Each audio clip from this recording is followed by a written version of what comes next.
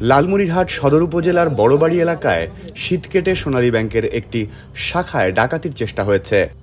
আজ মঙ্গলবার মধ্যরাত 12টার দিকে এই ঘটনা ঘটে। স্থানীয়দের সঙ্গে কথা বলে জানা গেছে, ডাকাতরা ব্যাংকের পেছনের অংশের দেয়ালে শীত কেটে ভেতরে ঢোকার চেষ্টা করছিল।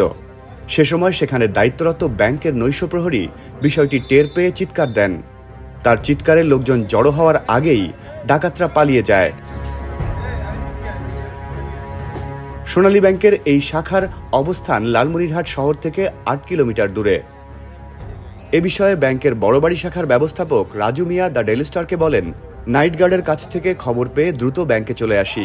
ডাকাতরা ব্যাংকের পেছনে শীত কেটেছিল, কিন্তু ভেতরে ঢুকতে পারেনি। ব্যাংকে থাকা টাকা ও অন্যান্য জিনিসপত্র সব ঠিকঠাক আছে। পুলিশ ও সেনাবাহিনীর সদস্যরা তল্লাশি চালিয়েছেন। লালমনিরহাট সদর থানার ভারপ্রাপ্ত কর্মকর্তা মোহাম্মদ নূর নবী বলেন, পুলিশ পুরো বিষয়টি খতিয়ে দেখছে। ঘটনাস্থলে সেনাবাহিনীর সদস্যরা উপস্থিত আছেন।